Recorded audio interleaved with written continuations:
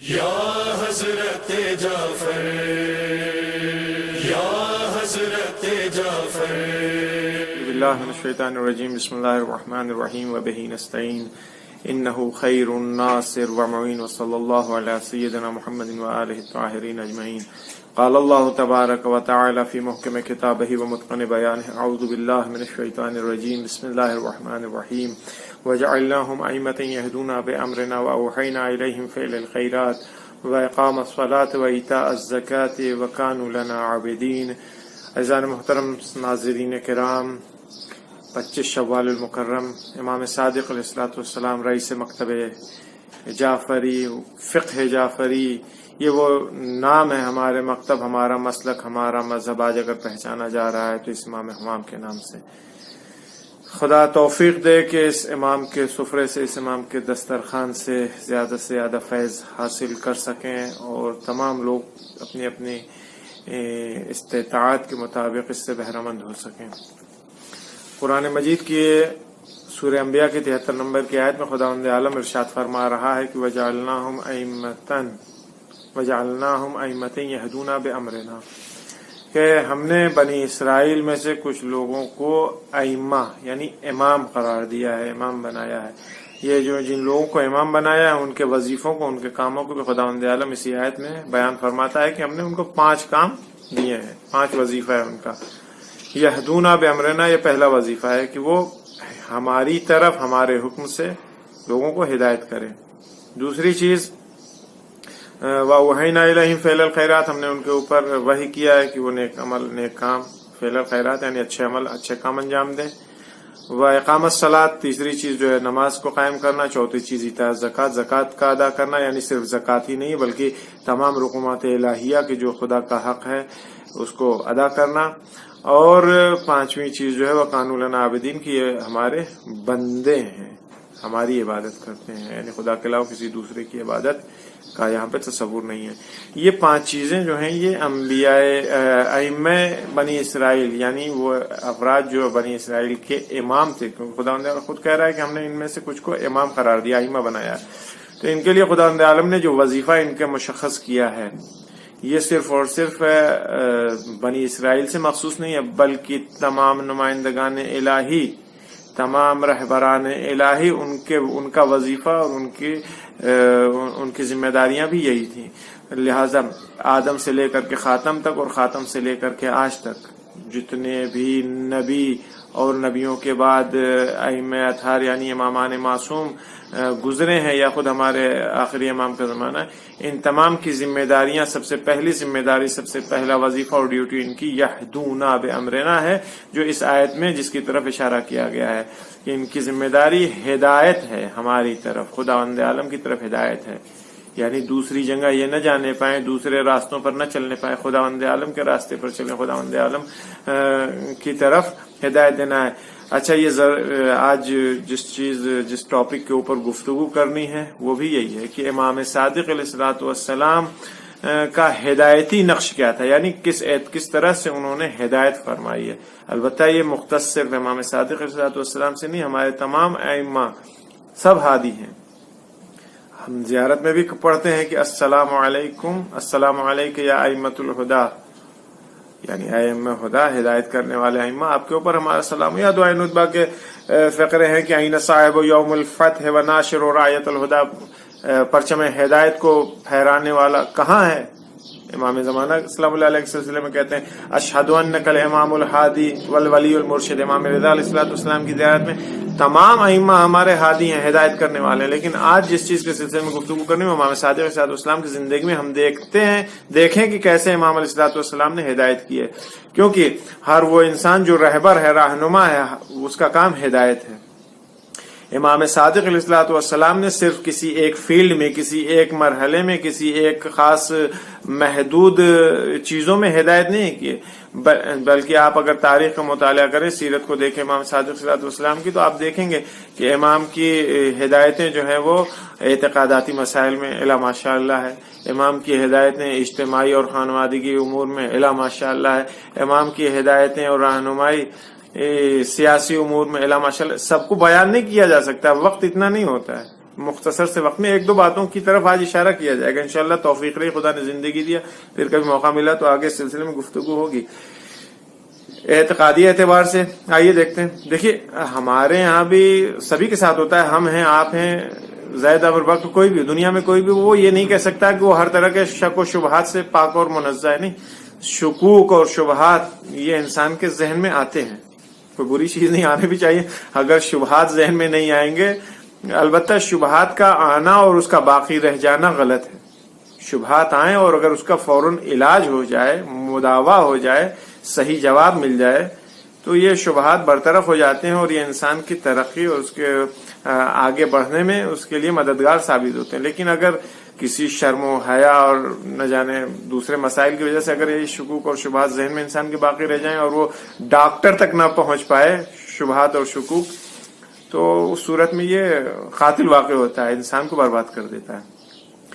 امام صادق علیہ الصلوۃ والسلام کی خدمت میں ایک جوان آتا ہے ایک شبہ لے کر کے، البتہ وہ یہ کہہ کے نہیں آتا ہے کہ حضور میرے پاس ایک شبہ ہے، آ کے کہتا ہے کہ فرزند رسول ابن رسول اللہ، میں خدا کو نہیں مانتا، میں منکر خدا ہوں۔ ایک دم اس نے آ کر کے امام سے اسی طرح سے کہا۔ البتہ دیکھیے آج کا زمانہ جو ہے انہیں انٹرنیٹ، سوشل میڈیا، اگرم بگرم، دنیا بھر کی ترقیاتی زمانہ ہے، بہت زیادہ ماڈیفائڈ جسے کہہ لیجیے، تو لہذا شبہات اور نہ جانے شکوک، الٹے سیدھی چیزیں ذہنوں میں آنا یا لوگوں کی طرف سے، دشمنوں کی طرف سے یاد کرنا، یہ ہمارے جوانوں کے ذہن آلودہ ہوتے ہیں ان چیزوں سے۔ لہذا گزارش یہ ہے اپنے جوانوں سے کہ کبھی بھی کوئی شبہ، کوئی شک کسی سلسلے میں، خدا کے سلسلے میں، امام کے سلسلے میں، موت کے بعد زندگی کے سلسلے میں، خود موت کے سلسلے میں، یہ وہ چیزیں جس کے اوپر ہر روز حملہ ہو رہا ہے، ہمارے دوسرے بھی، یا بلکہ یوں کہوں کہ دوسرے ہمارے اپنے بھی ان چیزوں کے اوپر آبجیکشن کرتے ہیں، اعتراض کرتے ہیں، شبہات اور شکوک اس میں کرتے ہیں۔ تو لہٰذا اگر کوئی اس طرح کی بات ہو تو فوراً کے فوراً اس کو دریافت کیجئے اہل علم سے۔ قرآن مجید کہتا ہے فَاسْأَلُوا أَهْلَ الذِّكْرِ إِن كُنتُمْ لَا تَعْلَمُونَ، نہیں جانتے ہو تو اہل ذکر سے پوچھو۔ میں کہہ رہا ہوں آپ سے اہل علم سے پوچھئے، کسی مخصوص لباس والے سے نہیں کہ آپ نے لباس میں دیکھ لیا ایک شخص کو خاص کہ ہاں یہ خاص لباس میں ہے تو ہم اس سے جا کے پوچھ لیں، یا مثلا اس کی زبان بہت اچھی ہے یا یہ بہت اچھا مثلا اوریٹر ہے، بولتا ہے، تو ہم اس سے چل کر کے اپنے سوال کو پوچھ لیں۔ نہیں، ممکن ہے اس کو نہیں معلوم ہو، وہ آپ کو ایسے کنویں میں، ایسے گڈھے میں ڈھکیل دے آپ کے شبہات کے ساتھ کہ آپ پھر کبھی اوپر نکل نہ پائیے۔ لہذا کبھی بھی شک و شبہات ہو، کسی طرح کا کوئی مسئلہ ہو تو اس کو اس فیلڈ کے ایکسپرٹ سے پوچھیے۔ آپ کبھی اپنی بیماری کا علاج کرانے، خدا نخواستہ پیٹ میں درد ہو رہا ہے تو آپ اس کا علاج کروانے کسی مستری کے پاس نہیں جائیے گا، کسی کارپینٹر کے پاس نہیں جائیے گا۔ پیٹ میں درد ہے تو ڈاکٹر کے پاس جائیے گا، حکیم کے پاس جائیے گا۔ تو لہذا اگر اس طرح کی چیزیں میٹرز ہیں اگر پیش آتی ہیں تو آپ اس میں واقعاً جو عالم دین ہوں، علماء دین، علماء حقیقت سے مراجعہ کیجیے۔ نہیں ہر اوریٹر، ہر جو آدمی ہمیں خوبصورت لگ جائے، اچھا لگ جائے، اسے جا کر کے پوچھے، ایسا ممکن نہیں۔ تو جوان آتا ہے امام صادق علیہ الصلوۃ والسلام سے کہتا ہے کہ میں خدا کو نہیں مانتا۔ اگر ہمارے آپ کے سامنے آ کر کے کوئی کہہ دے اس طرح سے میں خدا کو نہیں مانتا، چلیے خدا کو تو چھوڑ دیے، آ کے کہہ دے میں فلاں امام کو نہیں مانتا، فلاں امام کی فلاں شخصیت، مثلا امام کی فلاں فضائل کو نہیں مانتا، امام کو تو چھوڑ دیے، فلاں امام کے فلاں فضائل کو میں نہیں مانتا، تو ہم آپ کیا ریئیکشن ہوگا ہمارا، بتائیں آپ۔ کبھی بھی کسی کے سوال کے اوپر، کسی کے اشکالات کے اوپر، کسی کے شک و شبہات کے اوپر ناراض نہیں ہونا چاہیے۔ بہت نرمی سے، بہت محبت اور پیار سے، ٹھنڈے دل سے اس کو سنیے اور اس کا جواب دیجیے۔ اگر آتا نہیں آتا ہے تو دوسرے کی طرف ارجا دیجیے۔ امام صادق علیہ السلام نے اس کا سن لیا، اس کی بات کہا ٹھیک، کہا بیٹا یہ بتاؤ خدا کو کیوں نہیں مانتے ہو؟ تو کہا تمہاری دلیل کیا، کیوں نہیں مانتے ہو خدا کو؟ تو اس نے کہا کہ میں خدا کو دیکھا ہی نہیں، جب میں نے دیکھا ہی نہیں خدا کو تو میں کیوں مانوں؟ جس چیز کو میں نہیں دیکھتا ہوں اس چیز کو میں نہیں مانتا ہوں، لہذا میں منکر خدا ہوں۔ امام علیہ الصلوۃ والسلام نے کہا کہ ٹھیک، یہ بتاؤ تمہارا عقیدہ آسمان کے اوپر ہے، زمین کے اوپر ہے، چاند کے اوپر ہے، ستاروں کے اوپر ہے، سورج کے اوپر ہے، پیڑ پودوں کے اوپر ہے، درختوں کے اوپر ہے، پہاڑ کے، ایک ایک چیز امام اس سے پوچھتے جاتے، وہ کہتا ہاں ان تمام چیزوں کے اوپر میرا عقیدہ ہے۔ زمین کے اوپر میں روز چلتا ہوں، میں دیکھتا ہوں، اس لیے میرا عقیدہ ہے۔ روز صبح جب گھر سے باہر نکلتا ہوں تو سب سے پہلی چیز جو دیکھتا ہوں وہ سورج دیکھتا ہوں، سورج کے اوپر میرا عقیدہ ہے۔ رات میں جو چیز مجھے دکھائی دیتی چاند اور ستارے، میں انہیں روز دیکھتا ہوں، اس لیے میرا ان کے اوپر عقیدہ ہے۔ درخت مجھے دکھائی دے رہے ہیں, پہاڑ مجھے دکھا, میں یہ ساری وہ چیزیں جنہیں میں نے اپنی آنکھوں سے دیکھا ہے. تو امام نے کہا اچھا یہ بتاؤ, یہ جو چاند سورج تارے زمین آسمان تم بات کر رہے ہو, دیکھتے ہو, ان کے اوپر عقیدہ ہے, یہ کب سے ہیں, یعنی انہیں یہ کب سے ہیں, یہ کب سے ہیں, کہاں سے آئے ہیں یہ؟ امام نے اس سے ایک معمولی سوال کیا ہے, جسے کہ ایک دم ٹیکنیکلی سوال تھا اور بہت پیار محبت سے, کہ یہ کب سے ہیں, کہاں سے آئے ہیں, یہ زمین چاند ستارے آسمان کہاں سے ہیں, کیسے آ گئے. اب وہ بڑے چکر میں پڑا جوان کہ اگر میں امام سے کہہ دوں کہ, یعنی جسے کہیے کہ اسلامک اسٹوڈینٹس کی زبان میں اگر کہیے, طلاب علوم دینیا کی زبان میں کہیے, تو امام نے اس سے پوچھا تھا کہ یہ ساری چیزیں حادث ہیں یا قدیم ہیں, یعنی روز اول سے ایسے ہی ہیں, اپنے آپ ہو گئی تھیں, یا خداوند عالم نے انہیں بنایا ہے, یعنی کوئی بنانے والا ہے اس کا. یہ امام نے اس سے پوچھا کہ حادث ہیں یا قدیم. تو اس نے کہا اگر میں کہہ دوں کہ یہ بنائی ہوئی چیزیں ہیں تو خدا فوراً امام پوچھیں گے کہ تو یہ بتاؤ کس نے بنایا, تو میں پھنس جاؤں گا, مجبوراً مجھے کہنا پڑے گا خدا نے بنایا. تو اس نے کہا کہ صاحب وہ فرزند رسول, میں کچھ نہیں جانتا, بس یہ جانتا ہوں کہ یہ چیزیں بہت پہلے سے ہیں اور ملینوں سال سے اور بلینوں سال پہلے سے یہ موجود ہیں, چاند بھی ہے, سورج بھی ہے, زمین بھی ہے, آسمان بھی, سب کچھ. تو امام نے فوراً ہی وہیں پہ اس کی چوڑی ذرا سا ٹائٹ کیا. امام نے کہا خوب, ابھی مگر تم نے یہ نہیں کہا تھا کہ جس چیز کو تم نہیں دیکھتے ہو اس چیز کو نہیں مانتے, جس چیز کو دیکھتے ہو صرف اسی کو مانتے ہو. کہاں؟ تو کہا یہ بتاؤ تم ملین سال پہلے, بلین سال پہلے تم موجود تھے جب چاند ستارے آسمان زمین یہ ساری چیزیں بن رہی تھیں, بنانے والا بنا رہا تھا, تو تم نے دیکھا تھا کہ انہیں مانتے ہو؟ پھنس گیا تھا, کوئی جواب ہی نہیں بچتا تھا. فوراً امام کے ہاتھوں کے اوپر اسلام لے کر کے آیا, شہادتین اس نے جاری کیا, اقرار وحدانیت خداوند عالم کے اقرار کیا اس نے, رسول اللہ کی رسالت کی گواہی دیا اس نے. یہ اعتقادی اعتبار سے ہے. امام کیسے رہنمائی کرے, کیسے ہدایت کرے, ڈنڈا لے کے نہیں اس کے پیچھے لگ گیا, ڈانٹا نہیں, اس کو پھٹکارا نہیں کہ تم مولد کافر ہے, ہٹ میرے پاس سے, بھاگ یہاں سے. اگر آج ہمارے سامنے کوئی اس طرح کی چیزیں کہ ہم فوراً اس کو وہابی, نہ جانے بے دین, مشرک, کیوں ہم کہیں کسی کو, بھائی ممکن ہے اسے نہیں معلوم ہے, علم نہیں ہے اس کے پاس, اس کو نہیں پتا ہے. ہمارا کام ہے اس کی ہدایت کرنا, اس کو بتانا. آپ بتا سکتے ہیں بتائیے, نہیں بتا سکتے دوسرے کی طرف رہنمائی کر دیجئے جو ہدایت کر سکے, لیکن کسی کو اس طرح سے دور نہ کیجیے اپنے آپ سے, کیونکہ یہ صفات اچھی صفات میں سے نہیں ہے. خیر, اسی طرح سے سید حمیری اپنے زمانے کے بہت بڑے عالم دین اصحاب ائمہ میں سے ہیں. سید حمیری کا واقعہ پھر کبھی سنیے گا. لیکن سید حمیری وہ ہیں جو کیسانی مذہب تھے, یعنی امام حسین علیہ السلام کے بعد انہوں نے محمد حنفیہ کو اپنا امام مانا اور اس سلسلے کو ادامہ دیا. امام صادق علیہ السلام کے زمانے میں سید حمیری تھے, نہ امام صادق کو امام مانتے تھے اور نہ ہی ان کے اوپر ان کا کوئی عقیدہ تھا. لیکن یہ معلوم تھا کہ یہ فرزند رسول ہیں, رسول اللہ کی نسل سے ہیں. کبھی کبھار صاحب سلامت ہو جایا کرتی تھی. صرف 2 جلسے امام صادق علیہ السلام, یعنی جیسے کے لیے 2 میٹنگ امام نے کیا ان کے ساتھ, گفتگو کا سیشن, ٹاکنگ سیشن امام نے ان کے ساتھ 2 جلسے 2 میٹنگ کیا. اس کے بعد سید حمیری نے اپنا وہ دین چھوڑ دیا, امام صادق علیہ السلام کے معتقد ہوئے, امام کی امامت کا اقرار کیا, تمام دوسرے ائمہ اطہار کی امامت کا اقرار کیا. امام نے ہدایت کیا ہے. یا وہ جوان ہشام ابن حکم جو امام صادق علیہ السلام کا خاص صحابی ہے, یعنی معروف ترین صحابیوں میں سے, یہ وہ جوان تھا جسے امام جب مناظرہ ہوتا تھا کلامی چیزوں کا, خدا کے وجود کے سلسلے میں یا دوسری اس طرح کی چیزوں کے سلسلے میں, تو امام صادق علیہ السلام اپنی طرف سے ہشام ابن حکم کو بھیجتے تھے مناظرہ کرنے کے لیے. امام کا خاص صحابی اور شاگرد تھا. لیکن یہ خاص کیسے بنا, کبھی اس کی طرف بھی توجہ کی. ہشام ابن حکم اصلا خدا کو قبول نہیں, منکر خدا تھا, وہ خدا کو نہیں مانتا تھا. چبر اسد امام جب خدائی کو نہیں مانتا تو خدا کے بنائے ہوئے امام کو کیوں مانے گا وہ. امام علیہ الصلوۃ والسلام نے اس سے بھی صرف 2 میٹنگ کیا تھا, 2 بار اس سے گفتگو کیا تھا. 2 گفتگو کا نتیجہ یہ ہو گیا کہ ہشام ابن حکم رضی اللہ ہو گئے, امام کے خاص صحابیوں میں سے ہو گئے, جسے یعنی امام علیہ الصلوۃ والسلام کو ان کے اوپر فخر تھا. یہ ہے طریقہ ہدایت کا, امام اس طرح سے ہدایت کرتا ہے. یہ اعتقاداتی مسائل پہ. لیکن اس کے علاوہ جو سماجی مسائل ہیں, خانوادی مسائل ہیں, سیاسی مسائل ہیں, امام نے سب میں ہر فیلڈ میں امام نے ہدایت کیا ہے. آنے والا آتا ہے, کوئی آ کے امام سے کہتا ہے کہ خدا نے تو روزی کا وعدہ کیا ہے, آپ فرزند رسول ہیں, آپ کی دعا قبول ہوتی ہے, ہمارے لیے دعا کر دیے, خدا ہم کو خوب ساری روزی دے دے, ہمیں کچھ کرنا نہ پڑے, محنت نہ کرنی پڑے. ہم آپ ہوتے تو کیا کرتے بتائیے؟ اپنی پوزیشن بنا لیں کہ ہاں ہاں جی انشاءاللہ ضرور دعا کریں گے. لیکن امام صادق علیہ الصلوۃ والسلام کے سامنے جب آ کر کے شخص نے یہ کہا کہ آپ دعا کیجئے ہمارے لیے, خدا ہم کو بغیر محنت کیے ہوئے, بغیر زحمت کیے ہوئے خدا ہم کو روزی دے دے, امام نے ایک دم اسٹریٹ فارورڈ اس کو منع کر دیا. امام نے کہا میں تمہارے لیے دعا نہیں کروں گا.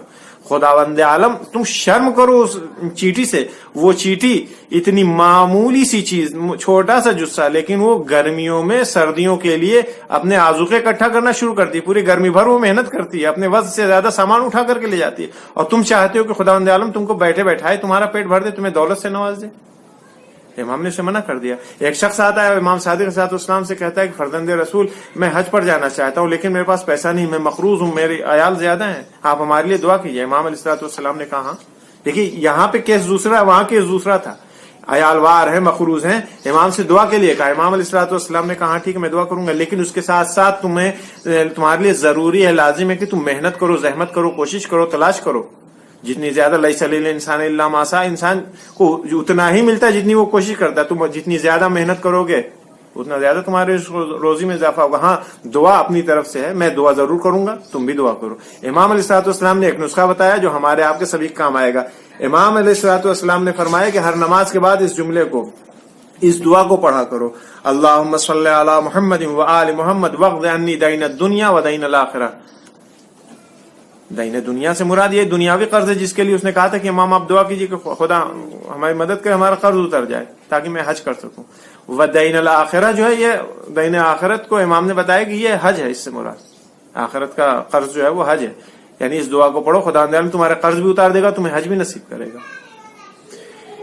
اس طرح سے امام نے کیا. ایک چیز اور, آخری چیز آج کے سلسلے میں, ہمارے معاشرے میں بہت بیماری ہے. بیماری کیا کہہ لیں, اسے تو فخریہ سمجھا جاتا ہے. آج کل کے زمانے میں کوئی چیز بیماری نہیں ہوتی ہے. بیماری کو اگر بیمار کو بیمار کہتے تو مارنے کے لیے دوڑ پڑتا ہے.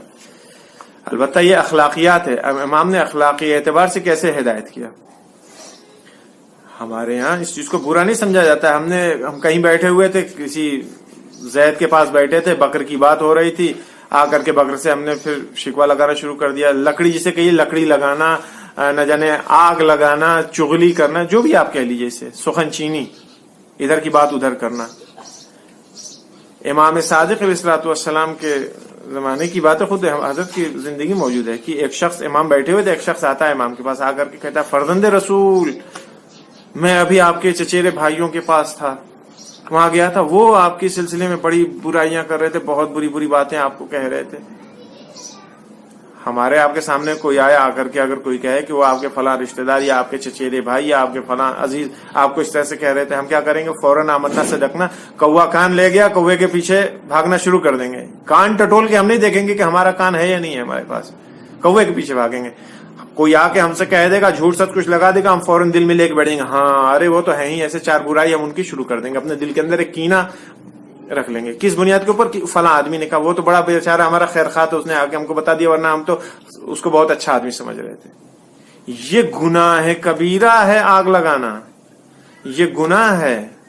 خداوند عالم یہ دیکھ لیجئے کہ آگ لگانا, چغلی کرنا, جو اس طرح کے ادھر کی ادھر کیا جاتا ہے, یہ اگر جس انسان نے یہ برائی بیان کی ہے اگر غلط ہے, یعنی وہ سامنے والے میں پائی نہیں جاتی ہے وہ برائی, تو یہ اس نے ایک تہمت لگائی ہے. غیبت جو ہے وہ اپنی جگہ ہے, اس کا گناہ ہے, تہمت کا الزام گناہ بھی اس کے حوالے, جو تہمت لگائی ہے. یہ جو آ کر کے ادھر کی ادھر کر رہا ہے, اس کے اوپر بھی گناہ ہے, یہ حرام کام ہے. گناہ کے آتش جہنم سب کے انتظار میں ہے. لہذا ان چیزوں سے بچانے کی ضرورت ہے. ان چیزوں کو مذاق اور ہنسی تفریح میں نہیں لے کہ بہت آسانی سے ہاں ہم گزر جاتے ہیں, ہر چیز کی توجیہ ہمارے پاس ہوتی ہے, نہیں. امام صادق علیہ السلام سے آ کر کے کہا اس شخص نے, امام فوراً اپنی جگہ سے اٹھتے ہیں, وضو کیا امام نے, وضو کرنے کے بعد 2 رکعت نماز پڑھی. یہ بڑا خوش ہوا کہ ہاں امام نماز پڑھ رہے ہیں, بد دعا کریں گے اس کے لیے ہاتھ اٹھا کے. جیسے امام نے ہاتھ اٹھایا, یہ خوش ہوا کہ اب امام بد دعا کریں گے اس کے لیے, لیکن امام نے ہاتھوں کو اٹھایا, کہا میرے اللہ جس شخص نے جس عزیز نے ہماری برائی کیا ہے، ہماری غیبت کیا ہے، ہمیں برا بھلا کہا، اللہ میں اسے معاف کرتا ہوں، میرے مالک تیرا کرم تیری رحمت مجھ سے کہیں زیادہ ہے، اللہ تو اپنے رحم و کرم سے اس کی مغفرت فرما، اس کو معاف کر دے۔ اس انسان نے دیکھا کہ ارے یہ تو ہم آئے تھے یہاں کچھ کرنے، امام تو اس کے لیے مغفرت کی دعا کرنے، امام نے اس سے پلٹ کے کہا یہ کام بہت گناہ کا کام ہے، یہ کام صحیح نہیں۔ امام صادق علیہ الصلوۃ والسلام نے اس طرح سے ہدایت کیا ہے عمل کے ذریعے، کونوا دعاۃ الناس بغیر السنتکم، کی زندہ مثال ہے یہ چیزیں۔ امام نے عمل کر سیدھے نہیں کہا کہ وہ تم ہمارے پاس آ کر کے ادھر ادھر کی آگ نہ لگاؤ، امام نے سیدھے اٹھ کر کے عمل سے بتا دیا کہ یہ چیز صحیح نہیں ہے، ان چیزوں کو دل میں نہیں رکھنا چاہیے، یہ چیزیں غلط ہیں، یہ لوگوں کی ہدایت کیسے کرنی چاہیے امام نے بتایا۔ یہ وہ افراد تھے، معصوم افراد، جو ہمیشہ جنہوں نے کبھی اپنے دشمن کا برا نہیں چاہا، اپنے قاتلوں کا برا نہیں چاہا، جنہوں نے ہمیشہ ان سے دشمنی کی ان کا برا نہیں چاہا، لیکن اس کے باوجود بھی لوگوں نے انہیں اپنا دشمن سمجھا، خاص طور سے حکومت وقت نے انہیں اپنا دشمن سمجھا۔ منصور دوانقی خدا لعنت کرے اس کے اوپر، اس نے مدینے کے گورنر کو لکھا کہ جعفر بن محمد کو فوراً اریسٹ کر کے راتوں رات ہمارے پاس بھیجا جائے۔ مدینے کا گورنر اپنی فوج کے ساتھ امام صادق علیہ السلام کے گھر میں داخل ہوتا ہے، رات کا نصف شب کا وقت ہے، امام علیہ الصلوۃ والسلام کو ایسے سربراہنا پابرہنا امام کے گھر سے لے کر کے نکلا، اتنی بھی فرصت امام کو نہیں دی گئی کہ امام اپنی ابا اپنی دوش پر ڈال لیتے، اپنے سر کے اوپر امامہ رکھ لیتے۔ امام کو حاضر کیا گیا منصور دوانقی کے سامنے، جیسے اس ملعون نے امام کو دیکھا ہے بہت بری طرح سے چلایا، بہت توہین آمیز لہجے میں چلا کے کہتا ہے کہ اے جعفر تم کو شرم نہیں آتی ہے، تم ہمارے خلاف لوگوں کو بھڑکاتے ہو، ہماری حکومت کے خلاف لوگوں کو آمادہ کرتے ہو۔ امام نے کہا نہیں ایسی تو کوئی بات نہیں، یہ کہتے ہوئے اس نے اپنی تلوار نکالی، چاہتا تھا کہ امام کی گردن کے اوپر تلوار سے وار کرے، لیکن جیسے ہی وار کرنا چاہا اپنی تلوار کو اس نے روک لیا، اس کے بعد سے پھر سے دوسری بار اس نے تلوار چلانی چاہی، پھر روک لیا، تین بار اس نے امام کی گردن کی طرف تلوار چلانی چاہی لیکن فوراً ہی بیچ راستے سے تلوار روک کر کے رک جاتا تھا۔ کسی نے پوچھا کہ منصور تم ایسا کیوں کر رہے ہو، آخر تلوار چلاتے ہو تو آخر مارتے کیوں نہیں جعفر بن محمد کو؟ اب منصور نے کہا کہ میں کیا کروں، جیسے ہی میں چاہتا ہوں کہ جعفر بن محمد کی گردن کے اوپر تلوار ماروں، میں دیکھتا ہوں کہ رسول اللہ آئے ہیں، میرے سامنے آ کے کھڑے ہو کے کہتے ہیں کہ منصور میرے اس لال نے تیرا کیا بگاڑا، آخر کیوں اس کی جان کے پیچھے پڑا ہے، کیوں اسے قتل کرنا چاہتا ہے؟ میں کہوں گا یا رسول اللہ آج اتنے سالوں بعد، آج اتنی مدت گزر جانے کے بعد آپ اپنے اس بیٹے کی گردن کے اوپر تلوار نہیں دیکھنا برداشت کر سکتے ہیں، آپ منصور کے سامنے آ کر کے اسے روک دے رہے ہیں، لیکن یا رسول اللہ ارے زیادہ وقت تو نہیں گزرا تھا، ذرا کربلا میں تو آئے ہوتے، دیکھے ہوتے عاشور کے دن کیسے زینب کبریٰ تلہ زینبیہ کے اوپر کڑی ہیں۔ اب جو زینب کبریٰ نے نیچے دیکھا تھا تو دیکھا دور امام حسین کے لوگ کھڑے ہیں، کسی کے ہاتھ میں تلوار ہے، کوئی تلوار سے مارتا ہے، کوئی نیزے مار رہا ہے، جس کے پاس کچھ نہیں تھا وہ پتھروں سے مار رہا تھا۔ زینب کبریٰ نے جب یہ دیکھا تڑپ گئی، ایک دفعہ آواز دینی شروع کی، بھیا حسین بھیا حسین بھیا حسین۔ دو آوازوں پر جب کوئی جواب نہ ملا تھا تو تیسری آواز جب جو دی تھی، کہا تھا ماں جائے بھیا حسین تم کو تمہاری ماں زہرا مرضیہ کی قسم بول دو۔ اب جب حسین ابن علی نے یہ آواز سنی تھی تو کیونیوں کے بل طاقت اکٹھا کر کے اپنے آپ کو بلند کیا تھا، اشارہ کیا تھا بہن خیمے میں جاؤ ابھی حسین زندہ ہے۔ زینب کبریٰ پیچھے مڑی خیمے کی طرف چلی، جیسے ہی خیمے میں آئی ایک دفعہ زمین کربلا کو زلزلے کے جھٹکے لگے، سرخ و سیاہ آندھیاں چلی، قد قتل الحسین بکربلا الا قد ذبح الحسین بکربلا، حسین ابن علی قتل کر دیے گئے۔ وَسَيَعْلَمُ الَّذِينَ ظَلَمُوا أَيَّ مُنقَلِبٍ يَنقَلِبُونَ إِنَّا لِلَّهِ وَإِنَّا إِلَيْهِ رَاجِعُونَ۔ پروردگار تجھے قسم امام صادق علیہ السلام کی، ہم تمام لوگ مختصر سی عبادت کو قبول فرما۔ اے میرے اللہ امام صادق علیہ السلام کے صدقے میں ہم تمام لوگ اس وبا بیماری سے محفوظ رکھ۔ وہ افراد جو ہمارے درمیان موجود تھے، بہت سارے مومنین اس بیچ دنیا سے چلے گئے، اللہ ان تمام لوگوں کی مغفرت فرما، ان کے درجات بلند فرما۔ السلام علیکم ورحمۃ اللہ۔